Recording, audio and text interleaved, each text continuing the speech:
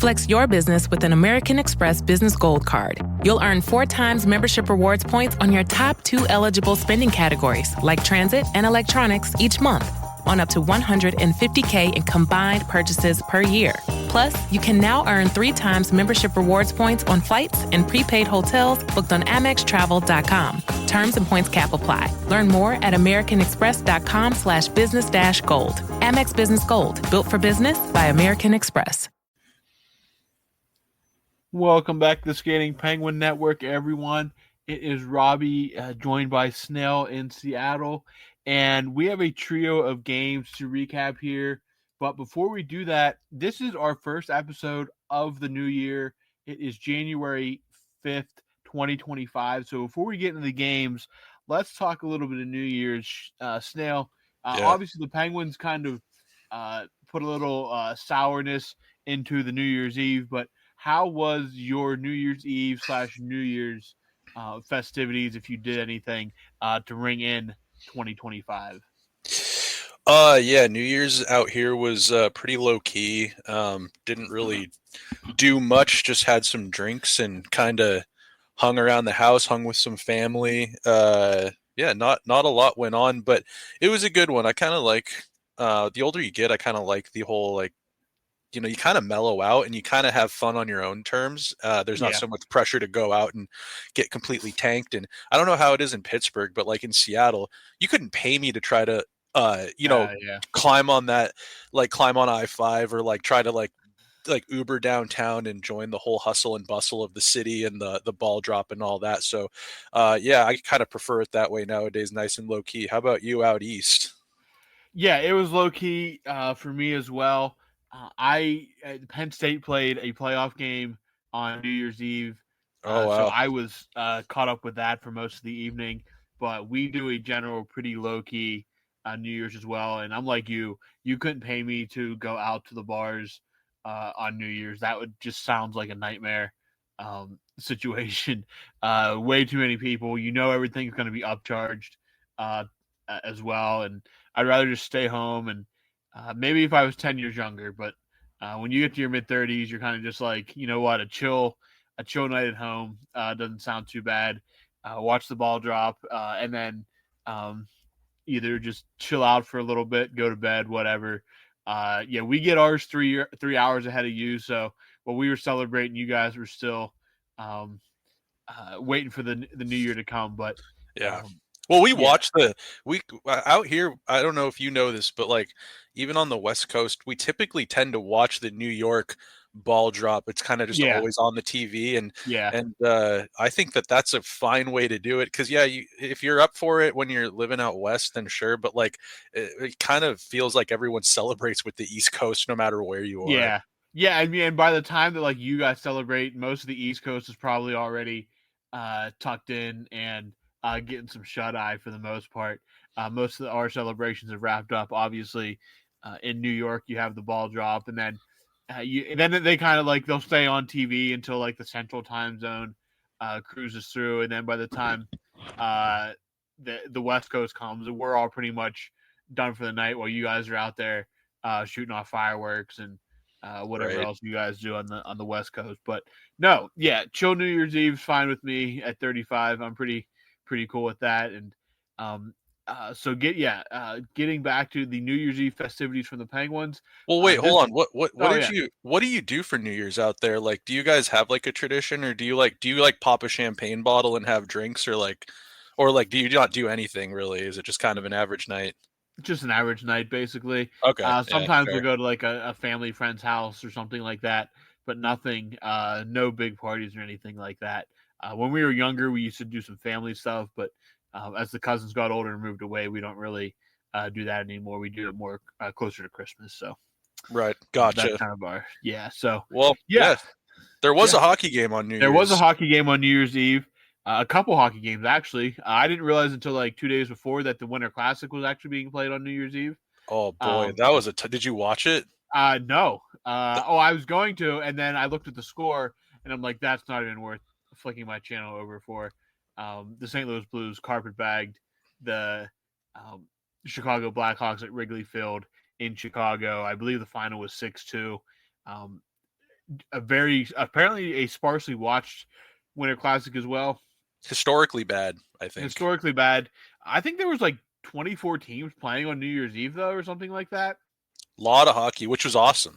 It was great, but like if you want your premier event to be watched, you should probably try to, make it its only game or something like that. It Holy man, yeah. didn't make much sense to me that that game was played concurrently with other ones because I mean, if my team's playing at the same time, I'm probably going to tune into my team and watch them play.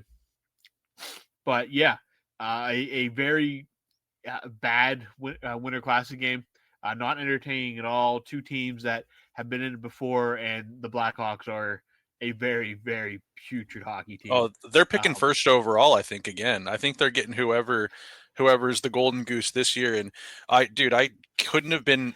I remember when they leaked it that this was what the Winter Classic was going to be this year. And to be totally honest, I thought it was a stretch. I thought it was a lot to put all your eggs in Connor Bedard's basket because, yeah, he's a great player. He's going through a sophomore slump. Those 2 years coinciding, Winter Classic, sophomore slump, which you can usually bet on for even the best of young players, maybe besides like Sidney Crosby and a few others. But oh, dude, like I immediately was like, St. Louis isn't poised to be great this year, and Bedard and the Blackhawks are still going to be in the depths of their rebuild because they actually went the route of blowing it all up. It was just going to make for a lackluster. I actually have a proposal, and that's like I think if you and hear me out, if you win the Stanley Cup, I feel like you should get the Winter Classic the next year, and then a rival of that team, not necessarily a Stanley Cup repeat, but I think that something that comes with winning the Stanley Cup incentive for your city should be getting the Winter Classic the next year. Yeah, what do you think? I think that's fair. Again, you could. So it would have been where this year? It would have been Florida. I mean, Yeah. You could have pulled it off. You could have done something. But yeah, Florida, Tampa. I'm sure you could have pulled that off somewhere. And they ended up leaking that next year there's going to be 2 outdoor games in Florida. But I mean, like, dude, for the festivities or whatever, just like give us like something competitive. Like, could you imagine Florida, Tampa in a Winter Classic? You know how cool that'd be? Yeah. Yeah, they should do like that roller hockey instead of doing an ice outdoor game. Just make it a roller hockey game.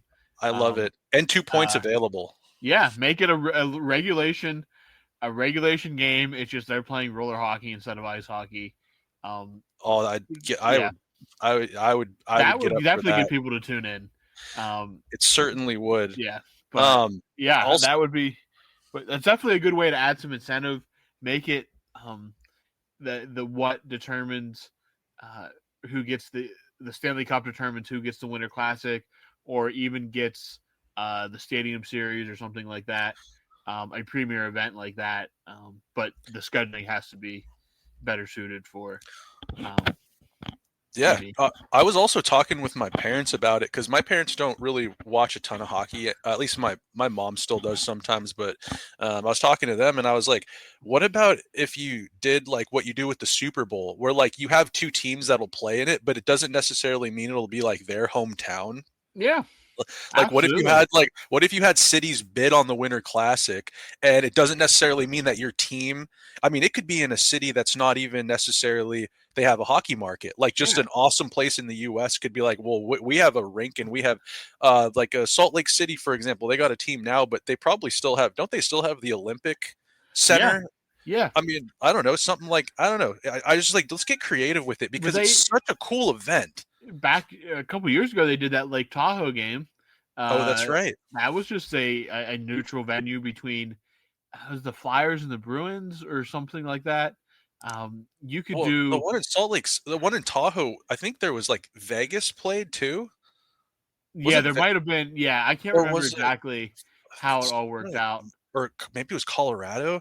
Yeah, shows how much we know. But yeah, but you could easily do a game in a neutral location in the winter that is scenic, and you can still have fans though. But you get 2 premier teams out there playing. Yeah, you could definitely do a neutral site Winter Classic. I don't think it has to be at a home city, I think it can absolutely be a neutral venue, and it opens up so many different um, options then too.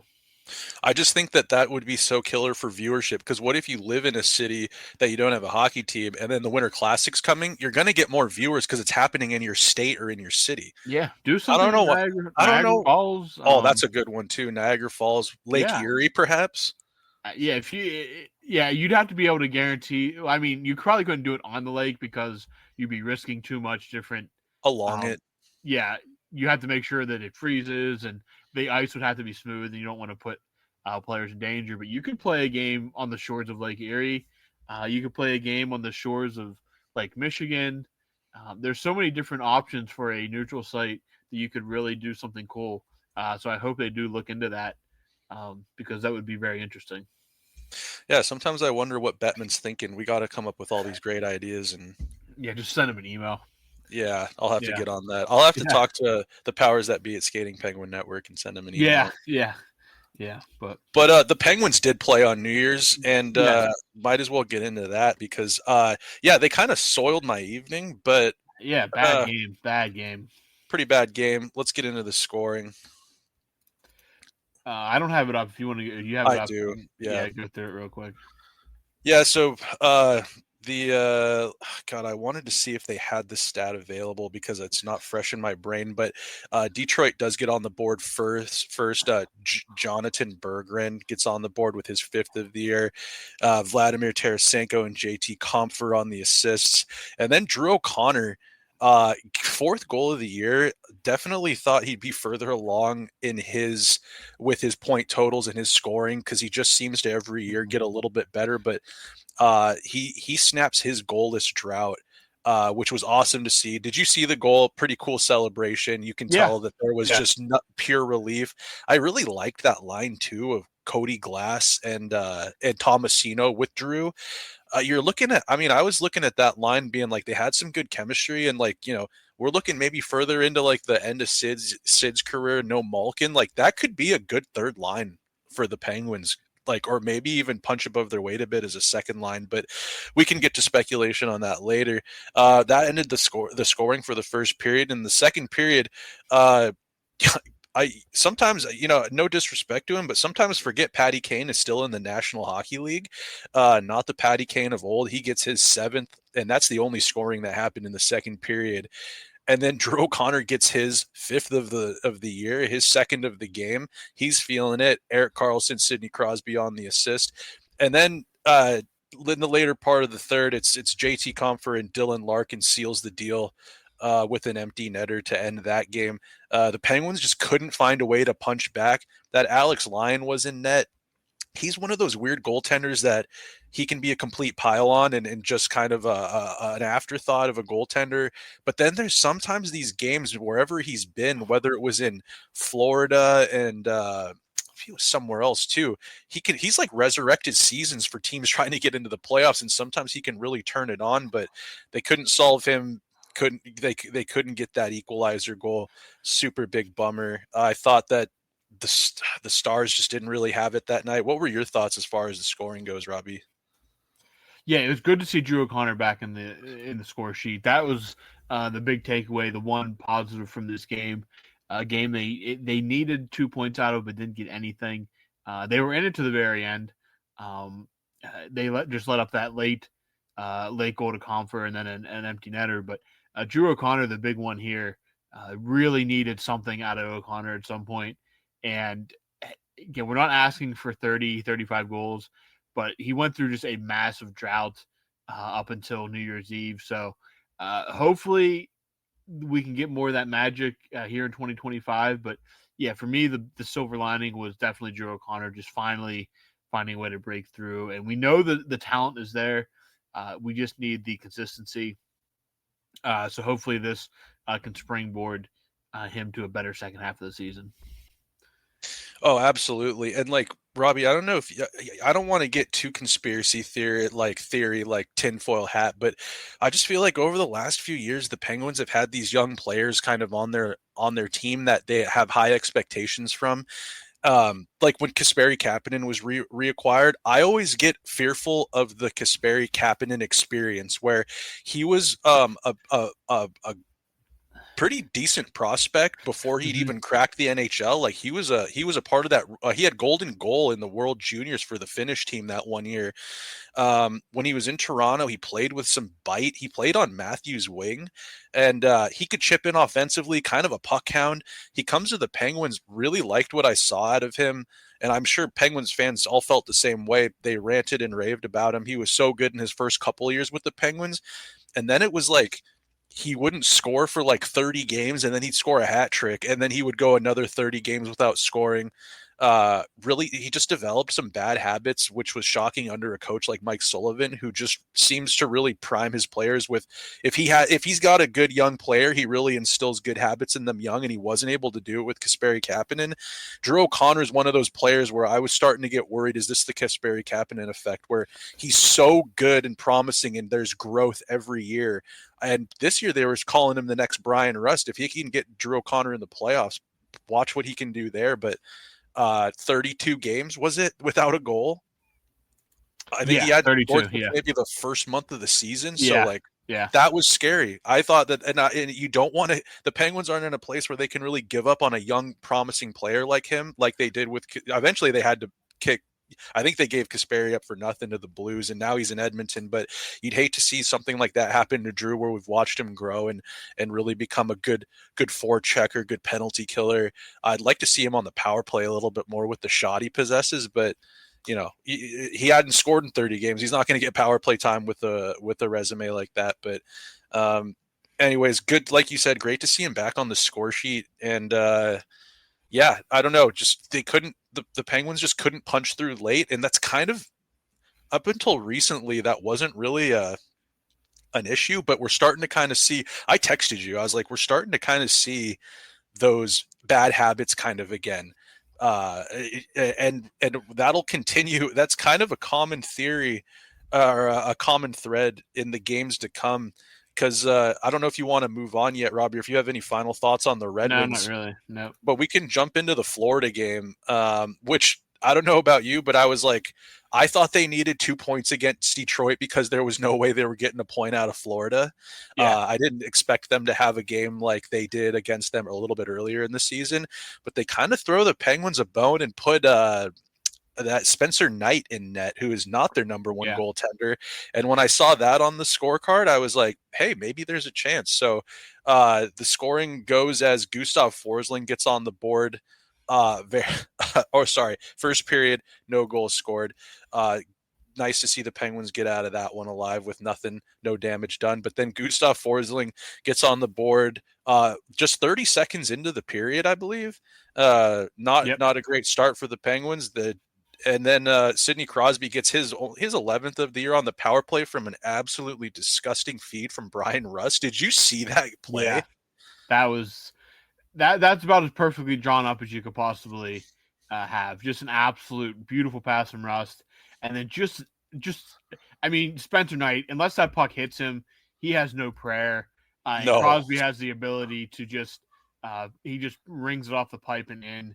Just an absolutely disgusting shot. Spencer Knight, RIP in peace, because that's a goalie's worst nightmare, is a shot like that coming, because the best you can hope for is you're in position and it glances off of you, but Crosby just picks a spot, game over. Oh my God, the patented one knee down. One knee, just absolute rocket. He put all 100 flecks of his stick into that one, and it just went. It went top bunker.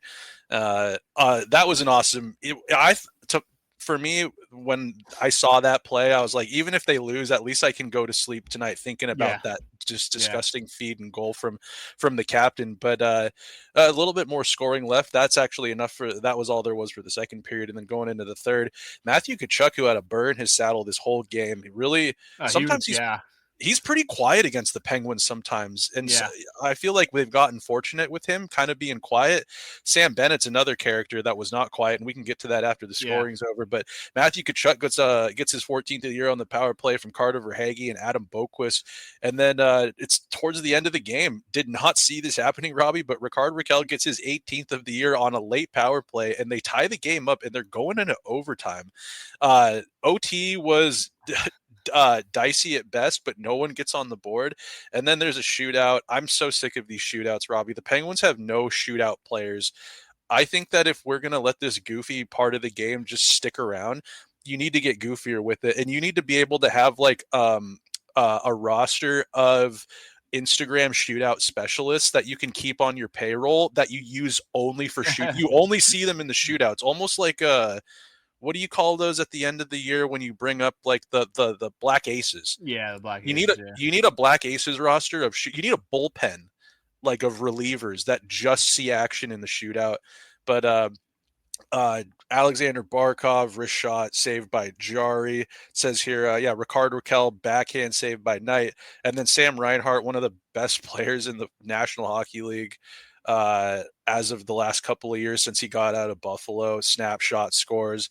Sid can't get one past Knight, and then Anton Lundell ends it, and the Penguins will fall but get a point out of Florida. Yeah.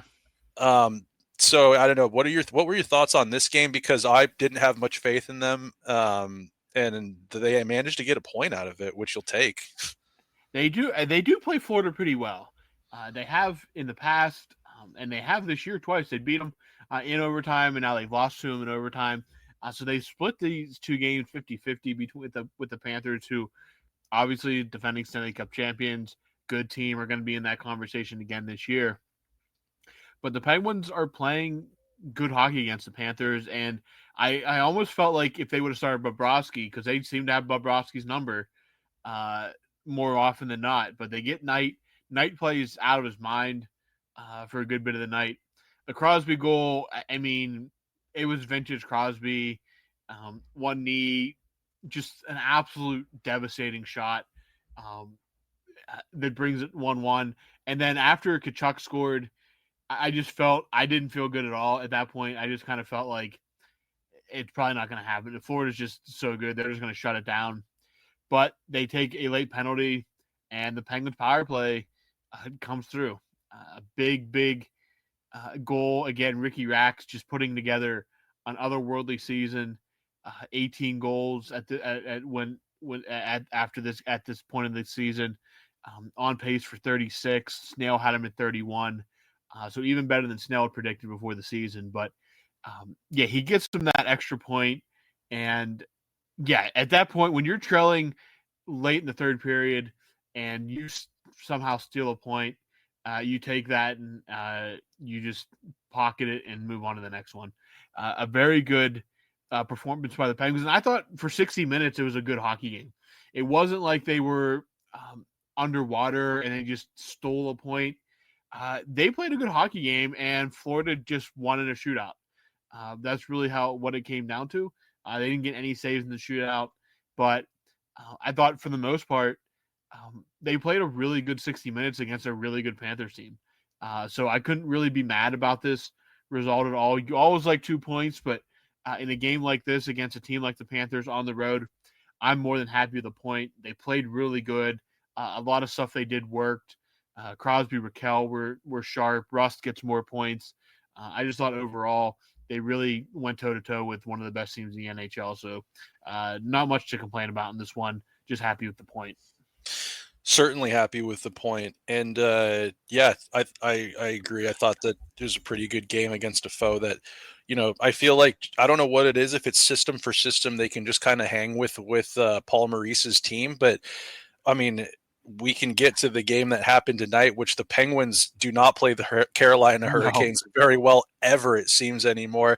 And Robbie, when I saw that it was a little bit of an earlier game today on a Sunday against the Carolina Hurricanes, I'm not going to lie to you. I've had the same thing against I was like, thank God they got a point against the Panthers, because I don't think they're coming out with a single point tonight against a Carolina Hurricanes team. But not the outcome that I necessarily expected, but you'll take it. You really got a lot of different like full experiences in a game. Like you got the full Penguins experience, I thought. Yeah. It's just like Jalen Chatfield, a third pairing defenseman, looks like Bobby Orr. Yeah. And you got like Erik Karlsson looking like prime Erik Karlsson for glimpses, and Chris Letang looks like he should still be on the IR. Michael Bunting gets retribution against the team that they gave him up for the Gensel deal, as we all know. Kevin Hayes back in the lineup looking vintage. I don't know. It was just an interesting affair today back home in Pittsburgh. But like I'd said, the first period at 3:47, Kevin Hayes gets his 5th of the year on an assist from Drew O'Connor.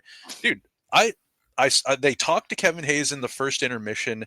I've been saying it for months. Like, I don't know why they don't keep playing this guy more. I think he said something that you could tell he probably got he probably got a strip torn off him by Sullivan over something small that happened, because he was like, when my defensive game falls, that's when I find myself out of the lineup. He was out of the lineup for like 9 games, 10 games. Something like that. It was, significant amount of time.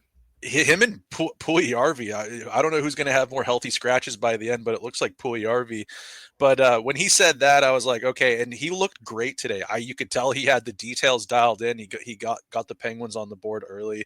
And then the next goal, still in the first period at 5:08, Michael Bunting gets shockingly his 12th of the year, coming from Karlsson and Brian Rust. Did you see the move Karlsson made to set up this goal? Yeah. Karlsson was absolutely phenomenal against Carolina. One of his best games of the season. He was all over the place.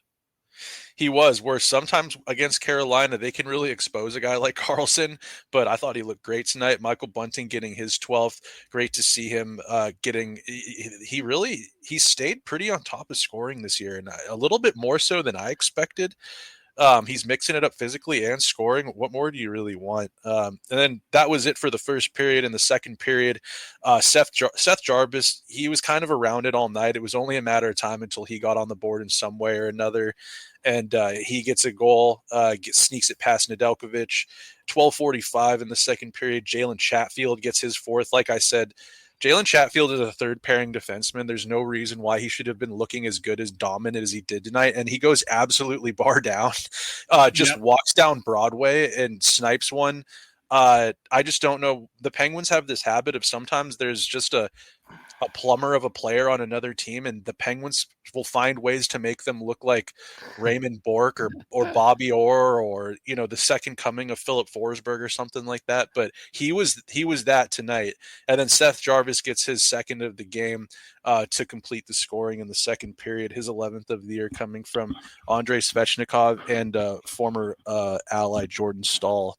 And then in the third period, Erik Karlsson with a 100-mile-per-hour rocket top corner, he gets the Penguins tied back up at 3. And that was it for the third period. They go to overtime, and the Penguins, I don't think they touched the puck a single time. I don't think they did. If they did, it was for the blink an accident. Of an eye. Yeah, it was an accident, and it lasted for the blink of an eye, because the Penguins, I'd love to see the time of possession of 90 seconds in overtime. I think the Hurricanes had the puck for at most, or at least 89.5 seconds. Yeah. I think the only change that happened on the ice was Staal. He's kind of like in lacrosse, like the face-off guy. He's kind of doing what Jeff Carter was for the Penguins for years, where you'd put him out in overtime and he wins it, and he scurries off the ice as quick as his old man legs can get him off. And then it's Sebastian Aho from Dmitry Orlov and Martin Necas, who's just looking like an absolute player nowadays. It's crazy to think that Carolina and that insane owner down there almost let him walk. But yeah, he was dancing that overtime. Martin Necas was looking like I don't know. I don't even know who he looked like. He was making the Penguins look silly, going in and out of the zone. And then Sebastian Aho with the finisher. And the Penguins do sneak a point out of this game. Was it early enough to consider it a matinee game? I think it's like, early evening. An early evening game, kind of an odd start time. But they get 1 point, Robbie. What were your thoughts on this one? The fact they got a point out of Carolina is a victory in itself. I think 2018 is the last time they won in Carolina, I think. At the very least, it's 2018's the last time they scored more than 2 goals in a game in No Carolina. way. That's a Yeah. horrible stat. Yeah. It was like a Jersey from about a year or two ago when they could not beat Jersey to save their lives. That's kind of where they're at with Carolina. And Carolina plays an extremely frustrating system. A good system for the regular season. Still not sold that it's a system that can win deep into spring and get your name on the cup. I hope not, because that would be annoying to watch them for 4 rounds of the playoffs. Yeah, because they got talent. There's no doubt they got talent on this team. Cool to see Michael Bunting with a little payback goal for the Penguins. He was super hyped up about that. And he's playing some absolutely out of his mind hockey right now. Michael Bunting has been one of the Penguins' best players. Just when he scores a 5-on-5 goal. He's been scoring mostly just power play goals. So he gets one 5-on-5. Kevin Hayes needs to be in the lineup regularly right now.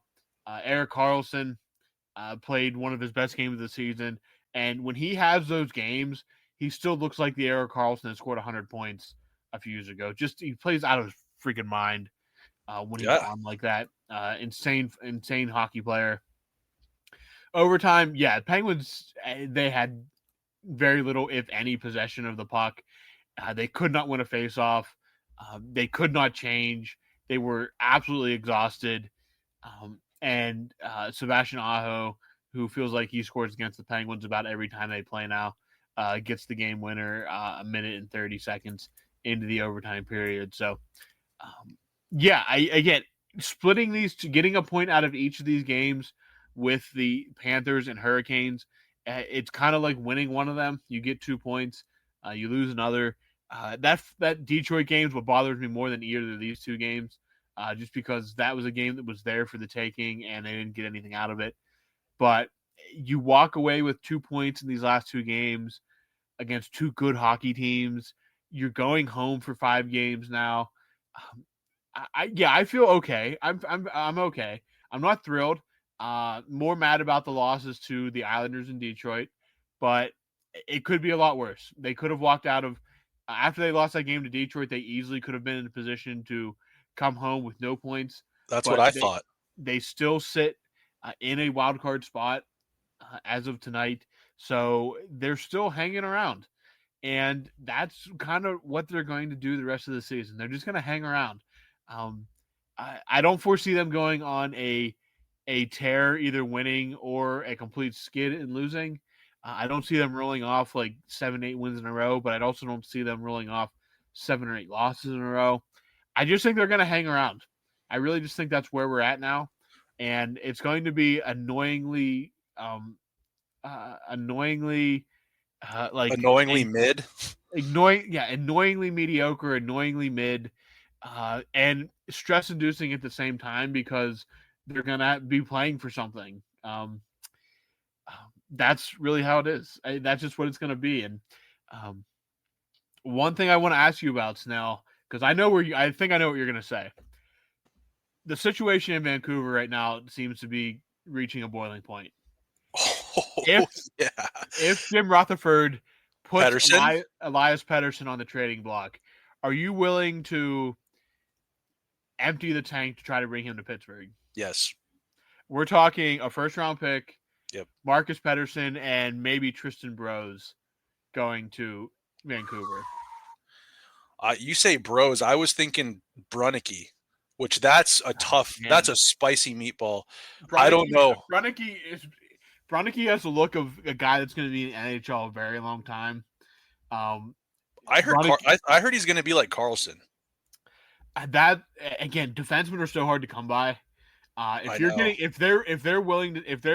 put it this way: if they're taking Marcus Pettersson, I don't think I'm throwing a potential replacement. Again, if he's more Karlsson, I don't think I'm willing to put Brunicky on there. I'd be more willing to put Brose on there. And Brose is playing out of Brose. He's a great young player. I thought it's only a matter of time till he gets a look. But I think I'd be willing to empty the tank for Elias Pettersson. Dude, I've been pondering this as well. We're on the same wavelength because it sounds like Vancouver, to my shock, they would rather move on from Elias Pettersson, he looked like he was going to be like, I mean, he looked like Geno Malkin at times. He had like a little Oh bit yeah, of that release, his kind of like his length, the dangles, and the shot from that spot where Geno likes to play on the power play. They want to move on from this guy that they just signed to like a hefty contract over JT Miller, who is a good player. We all know he can score 100 points in the National Hockey League. He was kind of a late bloomer as far as like really taking off, but he's a leader in there. He's kind of a talk it type of player, but it sounds like it's getting to a boiling point, and they're taking calls on both of them. And you have to think, when you look at the type of players that Dubas is after, like the Tomasinos, the Cody Glasses, the Anthony Beauvilliers, Elias Pettersson has nothing in common with them other than he's a good young player who wants a change of scenery. Elias Pettersson is a borderline superstar in the league. I mean, if Dubas made the splash with Carlson, you've got Raquel, you've got Carlson on the team. You're gonna get rid of Pettersson if this deal ever happens. But yeah, you're gonna have half the Swedish Olympic team on the Penguins roster. I just say go for it, man. Like if you can, yeah, I thought they should have been in on Bo Horvat. Like I think that was like around the time when I yeah, first came on to the show, and I was saying that you should get Bo Horvat because he's good right now, but he's also super young. So you're kind of yeah. getting younger, but you're getting better and you're mortgaging your future. I'm feeling the exact same way about Elias Pettersson. Get him away from that toxic JT Miller drama. Yeah, Bring yeah, him to Pittsburgh. Have Sid kind of drape his arm over him and say, buddy, it's all good. I'm going to kind of show you how to be a pro.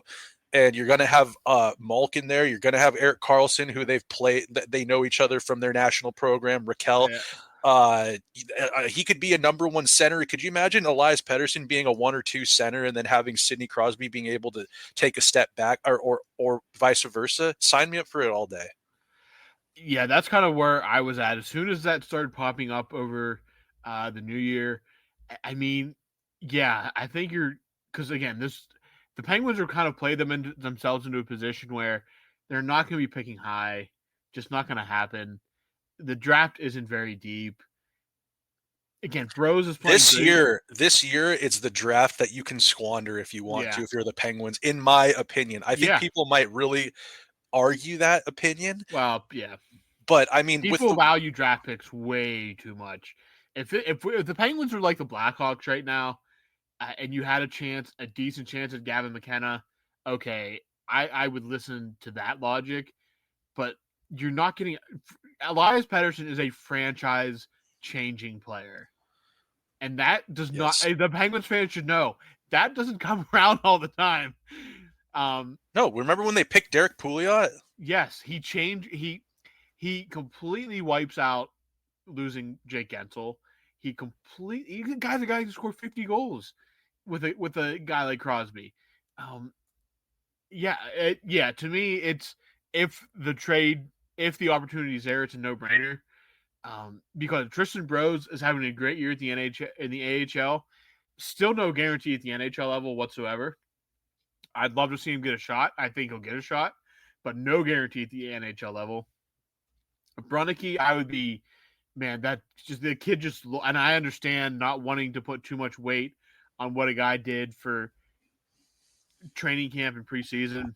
Right. But dude, he looks so good. He looks like a pro. Pettersson, you have to try to leverage whatever you can get for him. And it feels like Vancouver is destined to get him at some point. Anyway. Oh, Jim Rutherford loved him.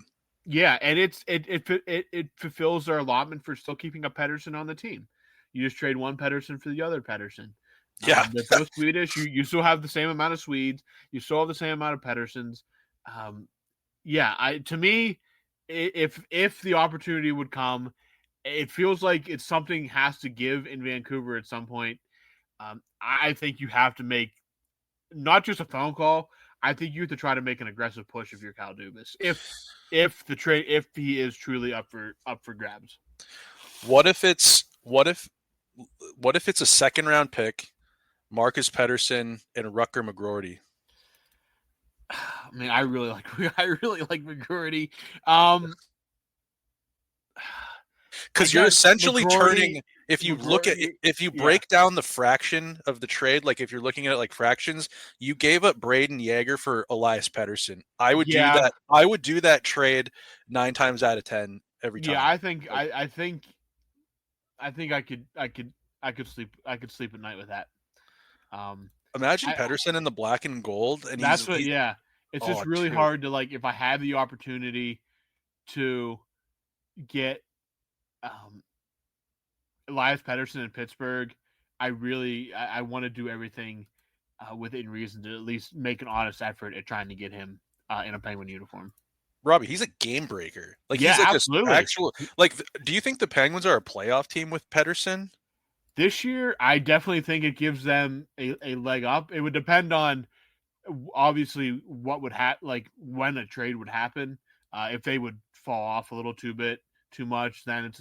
But like if they're still in the situation they're in now, he's absolutely a guy that can get you a couple more wins and get you over that hump. But more importantly, it completely changes your rebuild. It completely speeds up your rebuild because you have a guy that can score 40 or 50 goals. It gets me a little horned up because then you can start building. You can almost start building around Pettersson. Absolutely. You know, you can put your outlook. It does. It completely changes your outlook, like you said. And like, I mean, it's not like you just toss Sid aside and say, look at this shiny new toy. You can give Sid Dominic Simone and Boris Kachuk and he'll turn them into 50-goal scorers. Like, not really, but like, you know what I mean? Like, you can give Sidney Crosby 2 blue-collar plumbers, and that's going to be a good line because of Sid, and he's still doing it at this age. You can kind of start building around Pettersson if you pick him up. And God, that is some fun stuff to think about. He just turned 26. He is Jesus Murphy. 22, 23. He had 102 points. He's coming off 3 straight seasons of 30 goals. Dude, I mean, you could argue he's not even in his prime yet. He's a franchise center. I mean, that's what he is, dude. Just if the opportunity arises, pull the trigger, man. Rutger, pack your bags. You're going to Vancouver. I mean, man, I'd love to see him in Pittsburgh. I'm getting a little hot under the collar. Oh yeah, dude, it's a fun thing to think about, and I hope it happens. I love big trades and shakeups. I love this drama from Vancouver. Everyone's talking about it. Everyone's upset about it. This is what I check my morning feed for. This type of drama in the league. This is the kind of stuff. This is like the Housewives of the NHL type of drama, and I'm so here for it. So sign me up. Also, I just barely touched on it. I said his name, but Boris Kachuk is still rolling pretty decent down in the AHL. How much longer till we see him get a two-way? Hey, you never know. Yeah, you never know. Maybe Pettersson's new line mate. Maybe, perhaps Big Bo and Big E. But not to change the subject to negative before we wrap up this episode, got to talk about it. Sam Bennett. Yeah. At some point, you got to bring the hammer down, guys. The fines aren't working. It's the third kind of hit he's been fined for in the last 2 years, I think. Buddy, it's left his skate. It's such a greasy little thing he does. Like, it pisses. He knows what he's doing. Like, that's what makes it worse. Is like he absolutely is doing. He knows what it seems he knows what where the line is, and he pushes it right to there. If not, steps over it slightly. But man, at some point, something's going to give, or somebody's going to be seriously injured. I mean, it looked like it ended up not being as bad as it looked. The one on Drew O'Connor he threw, just that weird, cheeky little jump, and it's the weirdest. It reminds me of like fighting with my little cousin when we're younger after watching WWE. You kind of give a little jump and just a little punch to right under the head, and I hate it. But if Sam Bennett was on the Penguins, if Michael Bunting was throwing that, I'd be like, yeah, come on. Absolutely. $5,000. Sam Bennett probably goes to games sometimes, and he takes $5,000 out of the ATM and goes, I'm doing it tonight. he stops on his way to the arena. Yeah. Withdraws $5,000 and is it like Amalie or something? Whatever arena it is down. No, Amarant. No, Amalie is Tampa's arena. I can't remember what the one in. I think it's like Amarant.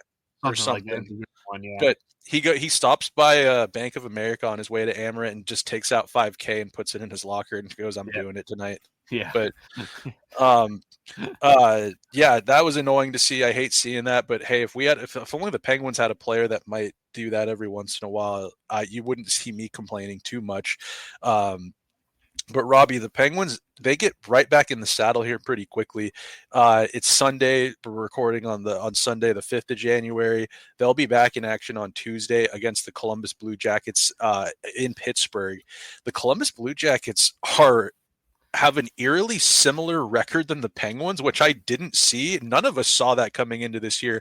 I believe when me and what's that fella's name from that other we did a pod with him, Hunter Hodes. All of us were kind of sad to say that, like, yeah, this is going to be a squandered year for the Blue Jackets. Robbie, they're 500. Yeah, they're playing inspired hockey. Obviously, with everything they went through, it's great to see them just even in this conversation. So it's not going to be a pushover game. You're going to go out. You're going to have to play your best game against a team that, hey, you're fighting with in the standings. I mean, they're right there. They're going to be pushing for points just like you are. So you got to go out. A tough little stretch coming up. On paper, at least looking at the records, probably your easiest game coming up. So, yeah, you got to maximize this 5-game homestand because you have a 7-game road trip coming right after it. So you got to maximize it. You have Connor McDavid in the building Thursday night. You have Brady Tkachuk. You have the Lightning coming over the weekend. And then you have Seattle next week. So, yeah, you got to bank some points here in this homestand with the road trip coming up, and that starts Tuesday night against Columbus. I'm looking over the game sheet right now, and dude, Zach Werenski has more points, goals, and assists than Sidney Crosby. He has 45 points, 12 goals, 33 assists. He's a +8, 13 power play assists. Crosby's got 9 power play assists. Dude, Zach Werenski, is his name in the hat for the Norris this year? Could be. I mean, he's having a really good season. I don't know how I don't know, even with the struggling Vancouver team, I don't know how anyone beats Quinn Hughes. I think he solidified himself as kind of he's the guy right now. He's an animal. He's unreal.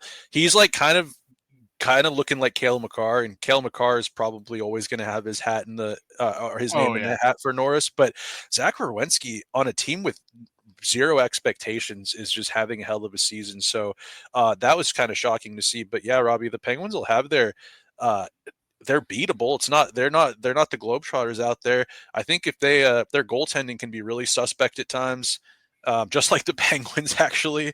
I don't know if they have the most filled out depth depth within their roster, especially on the back end. This Kirill Marchenko fellow looks like he can really hurt you. Yeah. They got a lot of blue collar guys. They've got that Olivier character who will beat the wheels off you. Former Penguin Jack Johnson's on defense. He'll probably look like Bobby Orr against the Penguins on Tuesday. Justin Danforth. I think I heard a funny thing where Sidney Crosby was like signing some sticks after the game, and he was like, "Who the hell was that Danforth guy?" He was tough to play against. But Owen Pickering's back in the lineup. I think Tomasino is on the IR right now. You wonder if a guy like Puljujarvi will get a look in a game like this, because I certainly think that his offense and his kind of explosiveness could be big for the Penguins' middle six in a game like this. Where are you at, Robbie? Mandatory 2 points, or will you take one, or where are you at? After the last 2 games, I need 2 points. Stop teasing us. Go out there and get 2. It's going to be a tough after that. You got Edmonton, Ottawa, and Tampa Bay coming. Got to get 2 out of this game, especially against a team that's kind of neck and neck with you right now. Got to get 2. Yeah, I think you got to get 2 because you can't let this Columbus team start to creep up on that one wild card spot that seems to be contested for, and the jockeying is these teams like Ottawa and the Penguins are going for. I think it's mandatory 2 points, and yeah, I don't know. We'll have to see. Who do you think gets the start, Jari or Ned? I think it's going to be Jari. I don't know. Where are you at with the goaltending right now? It's been a couple of days since we've chatted. We've seen Ned. We've seen Jari. We've seen the good, the bad, and the ugly. Yeah. You know who's making a little noise right now? We'll get to that in a second. Where are you at with the goaltending? Yeah, it's kind of just like the Penguins themselves, painfully mid. True. That's just kind of what it is. It's what it's been. I mean, it's better than what it was at the beginning of the season. Jari is definitely a better or playing better than he was in the beginning of the season, but still mid, and I need better than mid. Dude, there's a goaltender in Wilkes-Barre whose name is not Yoel Blomqvist, who's actually getting quite a bit of praise right now, and he's playing Larson. pretty good. Philip Larson. Yeah. You got to wonder, is there a world, Robbie, and this is really putting the cart before the horse, but is there a world that the Penguins could move off of Jari and Nedeljkovic and have a combined like under 2 million in goaltending in the NHL at some point? Like, because Philip Larson and Yoel Blomqvist are looking like a pretty dynamite package down there as far as number 1 and number 2 goalies. And also Sergei Murashov in the ECHL has won like 13 games in a row. I saw that. I saw where his streak was at 10. It's at least 12 now, unless it was snapped over the weekend. I didn't get a chance to check. Or in Wheeling? Yeah. Didn't check the Wheeling game, but I think you're right. Yeah, it's even longer now. He hasn't lost a game in almost a calendar month. So the goaltending outside of the NHL for the Penguins is actually really good.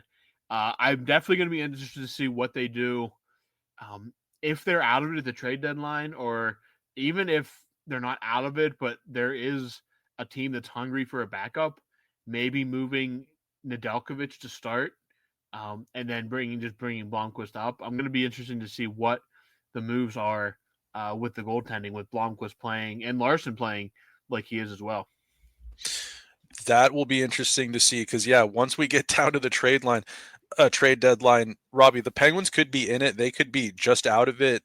You don't really think at this point that the Penguins are going to be a team that's just going to coast into the playoffs in like a healthy position. They're probably going to be jockeying until the end. It's going to be really interesting to see where Dubas's head's at and where, I feel like we've kind of started to get a little bit of a grasp of the bigger picture with this team at times since they started winning some games and it hasn't been always perfect. But I mean, he's going to have to put his, what's in the wheelbarrow at some point and make a move where it's one of those addition by subtraction type moves. Sometimes this team feels like they're a little bit like almost like a little bit confined because of the contracts they have. Like you've got Ryan Graves, who's borderline unplayable at times, and it's almost like you have to play him because of what you're paying him. Tristan Jarry, they've, as we know, they sent him down to the AHL at one point. Oh my gosh, yeah. What is he, like almost 6 million on the books with Jarry?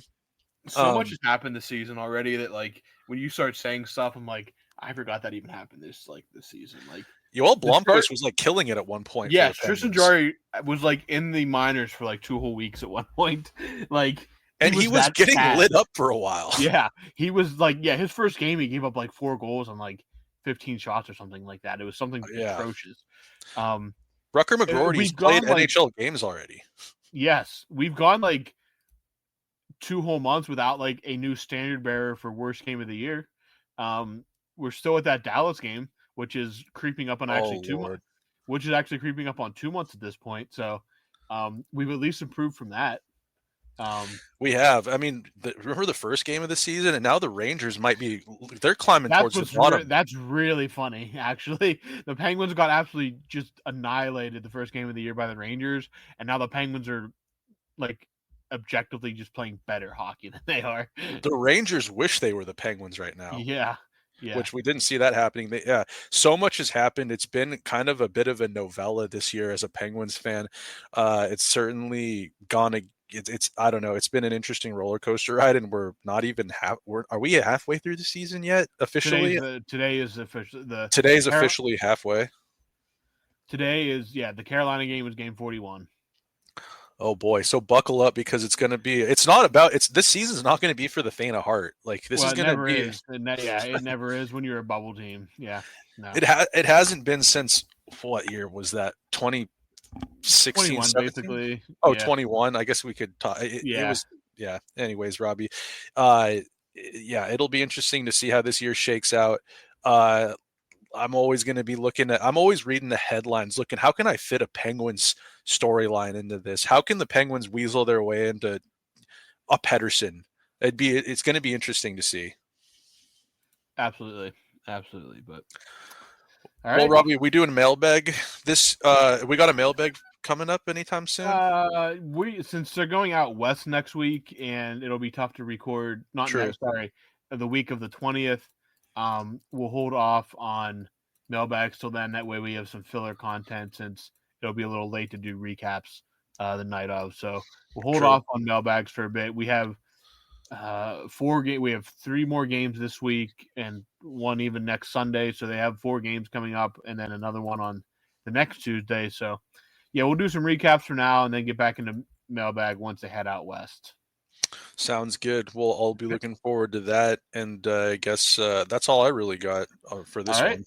That is it. The Penguins, we recapped 3 games tonight, lost to Detroit on New Year's Eve, and then overtime losses to Florida and Carolina. The Penguins do get 2 points out of this road trip, and they now return home starting Tuesday night against the Columbus Blue Jackets, a 5-game homestand. So, as always, Let's get points. Yeah. Need points, baby. Because Gotta get points. don't blink because the Penguins are in the playoffs as of right now, with 1 point separating them from the Tampa Bay Lightning, who are holding steady in that first wild card spot. But the Ottawa Senators and the Columbus Blue Jackets are just 2 points away from hopping over the Penguins with 40 points. The Canadiens have somehow silently gotten. They're up there with 39 points. The Flyers have 39 points. The Red Wings with 38. And then the Rangers, all the New York teams have, 2 of them have 37. And the Sabres, I think, are pretty much, their goose is cooked. But it's going to be tight, man. And yeah, like I said, don't blink, because right now, as it stands, Pacific time, 6:56 on Sunday, January 5th, the Penguins are a wild card team. So stop the count. Absolutely. Stop the count. Let's get the playoffs started right now, guys. All right, Snail. That's all I got. That's all I got. All right. We will talk to you guys later this week when the Penguins are back in action against the Columbus Blue Jackets on Tuesday night. Have a good one.